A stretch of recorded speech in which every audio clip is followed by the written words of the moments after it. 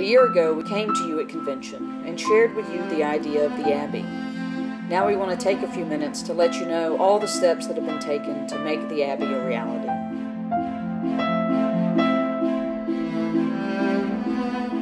We found a location in the Avondale community, and in July we invited our diocesan family to help us celebrate. You all showed up in a really big way, and together we were able to share the Eucharist and bless the space.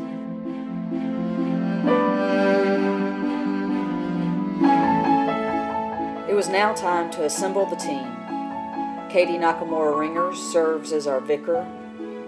Kelly Hudlow came on board as our deacon, and Carrie Black joined the team as the manager. But we soon figured out that others were eager to join.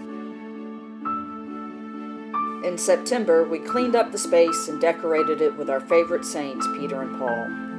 Our idea was to invite folks to join us in creating a community based on hospitality and conversation. On September 14th, we held our first Eucharist. Since then, we have met weekly for Eucharist and what we call an interactive sermon.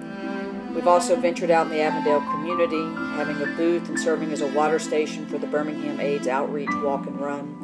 We blessed pets in Avondale Park. We celebrated a baptism, showed up at the courthouse for an adoption ceremony, and then came together as a worshiping community to bless that adoption.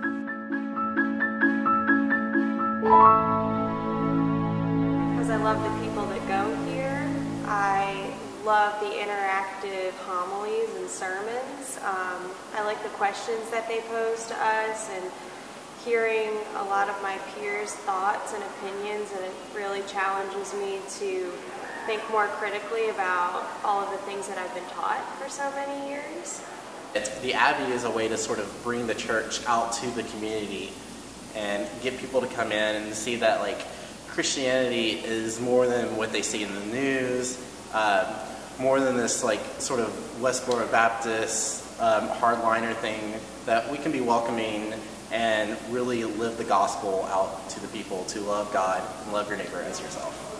For me, the Abbey is a time to just sort of take a break from the rest of our really hectic lives. Well, it's a place you can be yourself. You can come, sit, talk, commune with each other and with God, and not have preconceived notions about what you expect or others expect of you. When construction began, we became a community on the move. We discovered that we could fit everything we needed for church in the back of our deacon's Prius. As a community, we continued our conversation and worship no matter the location, including celebrating Christmas Eve in rather rustic conditions at the Abbey space still under construction.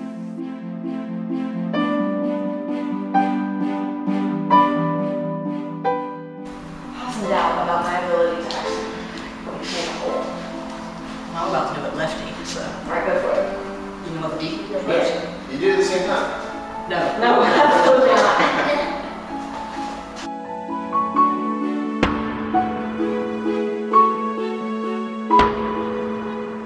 So in the middle of November, demolition and construction began. Since then, the space has been full of activity, knocking down walls and building new ones. And in about 2.5 months, the space went from looking like this to looking like this.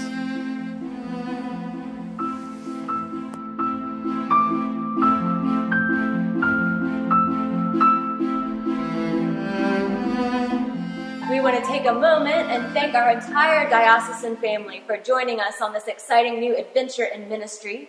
We especially thank our bishops and everyone at Carpenter House for giving us their vote of confidence and their prayers in this project, and our family at St. Luke's in Birmingham, who has been so wonderful and prayerful and walked along with us in this journey. We also want to take a minute and say thank you to all the folks that gave on our Indiegogo fundraising site to help make the Abbey a reality. We want to thank y'all that have donated your time, books, furniture, art, and especially your prayers. And we want to say a big thank you to the folks that have become the Abbey community. And finally, and most excitingly, we want to invite you to the Abbey's grand opening event, which is going to happen in about a week on Valentine's Day, February the 14th. Look for an invitation to that.